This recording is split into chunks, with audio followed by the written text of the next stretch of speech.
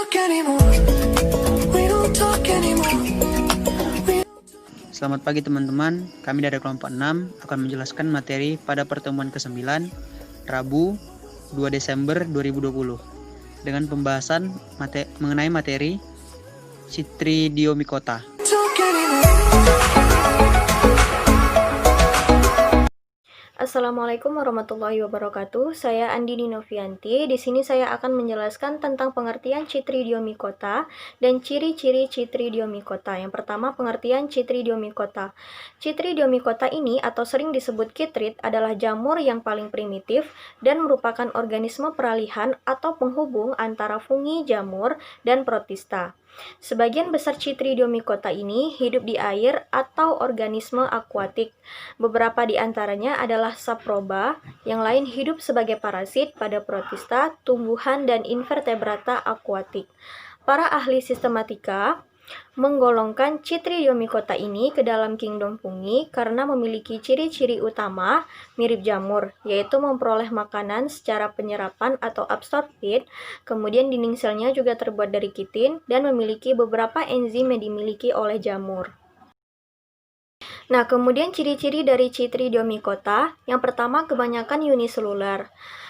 Namun beberapa jenisnya ada juga yang multiselular. Kemudian dinding selnya tersusun dari senyawa kitin. Yang ketiga, memiliki hifa senositik atau berinti banyak. Yang keempat, sebagian besar saprofit, namun ada yang bersifat pada tumbuhan dan hewan. Kemudian yang kelima, perkembangbiakan Chytridiomycota ini secara aseksual dan juga seksual. Nah, secara aseksualnya itu dengan membentuk zoospora berinti satu dan berflagel yang muncul di ujung belakang. Sedangkan perkembangbiakan secara seksual itu dengan peluburan planogamet, peluburan gametangium, dan peraturan antara hifa-hifa atau sel-sel yang bersesuaian. Yang keenam yaitu sebagian besar merupakan organisme akuatik atau perairan, dan yang terakhir merupakan jamur yang paling primitif, organisme peralihan dari protista dan jamur, serta satu-satunya anggota kingdom fungi yang memiliki flagel. Itu saja. Selanjutnya akan dijelaskan oleh teman saya Rara Mulyashani. Baik, saya Rara Mulyashani akan menjelaskan mengenai struktur tubuh Chytridiomycota. Struktur tubuh Chytridiomycota terdiri dari cabang Haustoria, sel mesofil, epidermis bawah, hifa, sel penutup, sporangiofora, stomata, dan sporangium.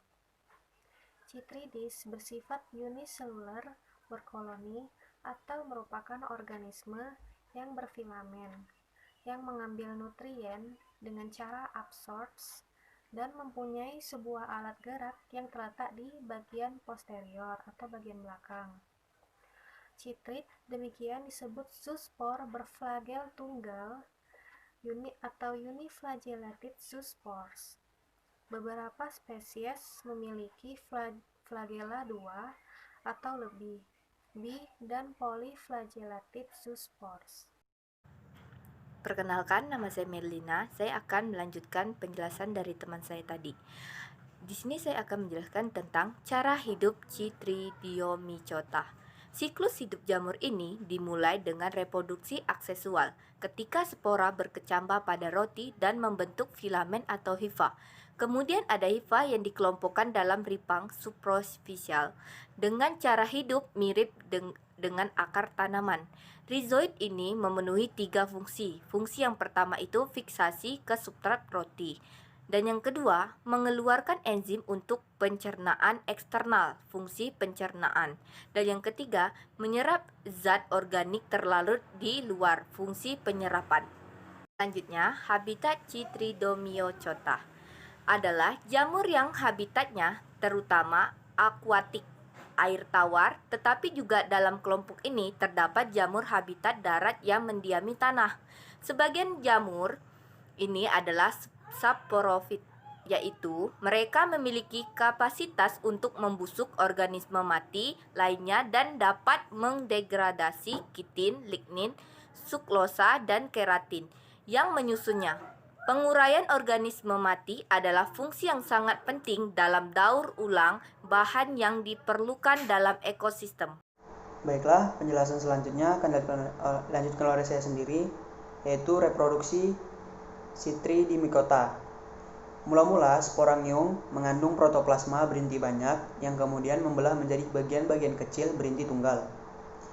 Yang selanjutnya memperoleh flagella posterior dan disebut zoospore.